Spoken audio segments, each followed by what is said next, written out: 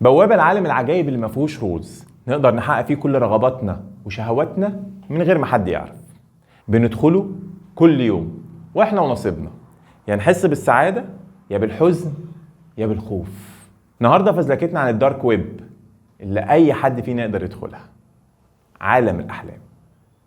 فازلوكا من بالراب فلوس شكشوكا، اجيب اوتوجن واسيب سكسوكا، عامل الدنيا كما تاكل سوكا. كيفي كده كيفي هنا واللي اقوله همشي، كيفي كده كيفي هنا زميلي موقعي ده مفيش جنبي، كيفي كده كيفي هنا واللي اقوله همشي. قدماء المصريين واليونانيين كانوا فاكرين الاحلام رسائل من ربنا ممكن نفسرها، لحد سنة 52 لما العلم اكتشف ان الاحلام بتحصل في مرحلة معينة من النوم، سموها الريم او الرابيد اي موفمنت، لان العين في المرحلة دي بتتحرك بسرعة وكأنها بتتابع ماتش بينج بونج.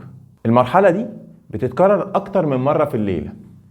اول الليل بتبقى قصيرة قوي، اخرها 5 دقايق، بس اخر الليل قبل ما تصحى من النوم ممكن توصل لنص ساعة بحالهم. في المرحلة دي انت نايم ومش نايم. امشي ده هيشلني. مش بهزر، انت نايم بس كهربة مخك بتقول انك صاحي. الفرق الوحيد انك مشلول، لان افراز الهستامين والسيروتونين والنور ابنفرين بيقفوا، ودي بنسميها الريم اتوبيا. طبعا كل عضلاتك بتبقى مشلولة ما عدا عضلات معينة زي عضلات الحجاب الحاجز، عشان حضرتك تفضل عايش وكاتم على مراوحنا. اسمع لك، حدد الفاظك وانت بتتكلم معايا، حاجه ادبك على عينك على حالك. حقك عليا، بس خلينا في المهم. في المرحلة دي لو حصل وصحيت مش هتقدر تتحرك لانك مشلول.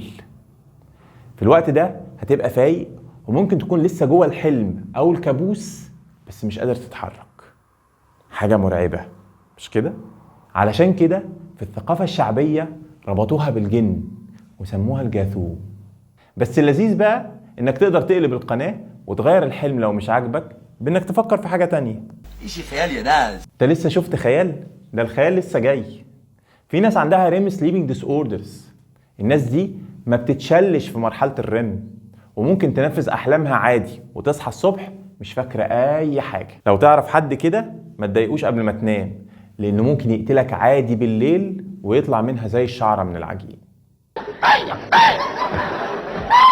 واحمد ربنا ان في المرحلة دي كل السيستمز بتاعت الذاكرة بتتقفل، وده بيخليك تنسى 95% من احلامك.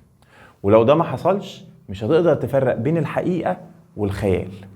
انت ممكن تفتكر بس بعض الاحلام اللي بتحصل قبل ما تصحى من النوم، لان فترة الريم بتبقى طويلة وبعض اجهزة المخ بتكون رجعت تشتغل من تاني. ساعتها ساعتك هتفتكر نفسك نبي وتسميها رؤية وتقوم تلف لنا بقى على البرامج في التلفزيون وتسأل الشيوخ على تفسير ليها.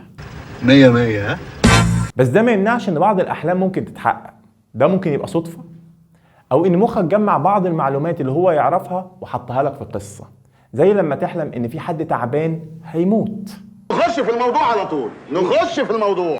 ليه بنحلم؟ انا من موقعي هذا بقولك ان محدش عارف ليه بنحلم. بعض الباحثين بيقولوا انها ايبي فينومينا. اولي اعترض. بتعترض على ايه؟ مش فاهم. بتقول كلام كبير. كويس. كلام كبير قوي يصعب على امثالي فهمه. ماشي، خلينا نتكلم بالهجايس. الاحلام سايد افكت لعملية اهم بتحصل في العقل اللاواعي عندنا او السب كونشس، مرتبطة بالذاكرة والتعلم. بنربط بيها اللي اتعلمناه امبارح باللي هنحتاجه في المستقبل. في العملية دي الاميجدالا ومراكز الاحساس بتبقى مشغولة في ترتيب الذاكرة، بتروق بعد اليوم ما خلص، بترمي اللي ملوش لازمة وتربط اللي اتعلمناه بالمشاعر. وطبعا وهي بتروق الزيطة دي ما بتشتغلش وهي ساكتة، عمالة تغسل المواعين ومشغلة المكنسة وعمالة تعيد نفس الاشارات العصبية اللي اتعلمناه والهري اللي حصل طول اليوم. في الوقت ده البري فرونتال كورتكس بيبقى مريح شوية، ما هو شقيان طول النهار، ولما بتوصل الاشارات العصبية دي بيتخض وما بيفهمش معناها، عشان كده بيخترع قصة يدخلها فيها اللي هي الحلم. وده اللي هيفسر لك ليه الحلم بيبقى ملخبط وفيه من كل فيلم أغنية. في الوقت ده الأميجدالا ومراكز الإحساس هي اللي بتبقى مسيطرة، عشان كده في الحلم بنبقى ناس شبهنا بس مش احنا، همجيين وشهوانيين وعواطفنا هي اللي مسيطرة علينا. التفسير الظريف ده مش عاجب كتير من الباحثين اللي بيقولوا ان الاحلام اهم بكتير من انها تبقى سايد افكت. الاحلام بالنسبة لهم عملية اساسية، وليها دور مهم في تجهيزنا للتعامل مع المشاكل وتقليل الدراما والضغط العصبي اللي موجود في حياتنا عن طريق الأميجدالا اللي بتبقى مسيطرة في الوقت ده. النظرية دي جاية من إنه زمان في العصور القديمة ما كانتش الدنيا أمان زي دلوقتي، وما كناش نعرف إيه اللي ممكن نشوفه في يومنا، وكانت كوابيسنا طول الوقت بتفكرنا باللي ممكن نشوفه عشان نبقى جاهزين لما نصحى. ده السبب في إن الأحلام والكوابيس بتبقى عن المشاكل اللي شغلانا، علشان المخ يفرغ ضغط المشاعر اللي هو حاسس بيه أو يدور على حل. ساعتها على فكرة الحلول بتبقى مبتكرة وكرييتيف لأن ما فيهاش لوجيك. ما البري فرونتال كورتكس بتاع اللوجيك كله بيبقى مريح. علشان كده لو دخلت تنام وعندك مشكلة أو حاجة شاغلة بالك ممكن تصحى عندك حل، أو على الأقل هتصحى أحسن. الكوابيس كمان ممكن تبقى تحذير من حاجة أنت مش مرتاح لها بس عمال تقنع نفسك بيها، ومخك عشان يبقى عمل اللي عليه بيبقى عمال يبعت لك إشارات عن طريق أفاتار أو إسقاط معين يوصل لك بيه رسالة. لكن مفيش فايدة، جبلة. الخلاصة إن الأحلام بوابة بتربط ماضينا بمستقبلنا، وممكن تأثر على خططنا وقراراتنا لأننا لحد دلوقتي لسه مهووسين وبنصدق فيها جدا. أي نعم العلم عرفنا كتير عن المخ البشري بس لحد دلوقتي مش عارف يقول لنا ليه بنحلم. وكل اللي أنا حكيته لك ده مجرد نظريات، بس اللي احنا متأكدين منه إن الأحلام هلوسة صحية بتساعدنا نظبط الذاكرة بتاعتنا ونرتب أفكارنا ونواجه مشاكلنا ونعبر عن مشاعرنا، إنما إيه؟ في السر. أشوفكوا على أحلم وأنا مالي اللي هيحصل إيه،